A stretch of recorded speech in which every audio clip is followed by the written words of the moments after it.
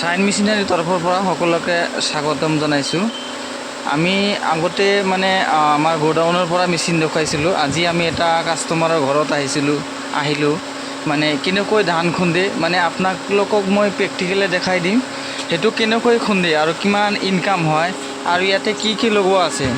এইটো সন্মুখত যিটো লগোৱা আছে এইটো হ'ল 14 ইঞ্চি পাথৰ চাকি।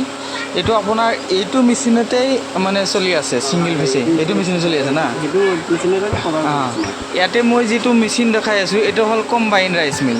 ইয়াতে আপুনি ধানো খুন্দিব পাৰে লগতে পিঠাগুড়ি কৰিব পাৰে। আৰু এইটো মেচিনে ইয়াতে লগোৱা আছে আপোনাৰ আটা চাকি। ইয়াতে আপুনি হালধি মছলা জলকীয়া চব কৰিব পাৰে। আমি দেখুৱাই আছোঁ এইটো এতিয়া ষ্টাৰ্ট হোৱা নাই, আমি প্ৰেক্টিকেলি আপোনালোকক দেখাম। আপোনালোকে ভিডিঅ'টো চাই থাকক লাষ্টত।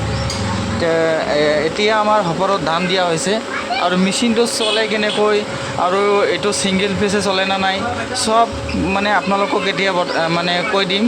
আমাৰ ইয়াতে দাদা আছে যিটো মেচিন যিয়ে মেচিন লৈছে মোৰ পৰা মানে মোৰ ওচৰে হয়, ইমান দূৰত নহয়। মই সেইকাৰণে মই ডাইৰেক্ট ঘৰতে আহি গৈছোঁ আৰু মই দাদাৰ লগত অলপ আলোচনা কৰোঁ। দাদা, এইটো মেচিন যে আপুনি লৈছে এইটো মেচিনে আপুনি ঘণ্টাত কিমান কিলো ধান খুন্দিব পাৰে?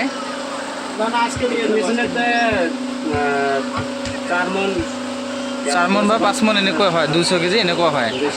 আৰু এইটোতো ছিংগল ফেচত চলে, এইটোতো ঠিকেই আপোনালোকে চাই আছে, এইটো ছিংগল ফেচতে চলি আছে। আৰু কথা হ'ল ইয়াতেতো আপুনি এনে চাউলৰ গুড়া যিটো আছে মানে পিঠা খোৱা গুড়াটো এইটো কিমান খুন্দিব পাৰে? ভালেই হয় না? ভালেই হয়, মিহিটো হয়, এইটো মানে খোৱা অসুবিধা নাই না। আৰু আপোনাৰ পৰিচয়টো দিবচোন, এইটো ক'ত ঘৰটো ক'ত আছে? মোৰ ঘৰটো হ'ল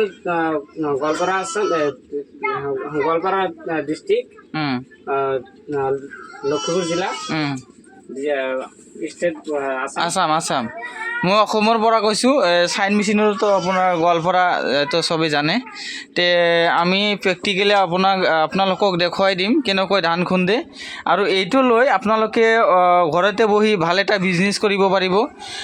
ধানৰ পৰা চাউল বনাই চাউলৰ বিজনেছ কৰিব পাৰে। ইয়াতে আৰু হালধি মছলা জলকীয়া এইবিলাকৰ বিজনেছ কৰিব পাৰে আৰু পিঠাগুড়ি সেইবিলাকৰ বিজনেছ কৰিব পাৰে।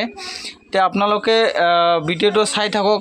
এইটো কেনেকৈ ষ্টাৰ্ট কৰি মানে প্ৰেক্টিকেলি কেনেকৈ ধান খুন্দে সেইটো দেখাই দিম।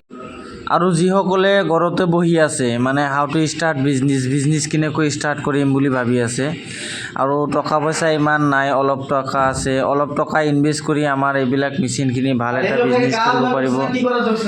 আৰু এইবিলাক মেচিন কিনিবৰ কাৰণে আমাৰ লগত কণ্টেক্ট কৰক।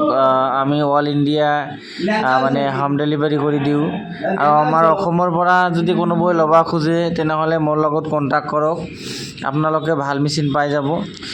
বেলেগৰ পৰা ল'লে ইমান ভাল মেচিন নিদিব চাগে। আৰু যিহঁতে মানে ঘৰতে একচুৱেলি বেকাৰ বুলি ভাবি আছে, আকৌ কৈ আছোঁ যিহঁতে বেকাৰ আছে সিহঁতে এইটো মেচিন কিনি বঢ়িয়া এটা ইনকাম কৰিব পাৰিব বা ঘৰৰ মহিলাসকলেও সেইটো মেচিন চলাব পাৰিব। আপোনালোকে এইটো মেচিন কিনক আৰু ভালকৈ ইনকাম কৰক।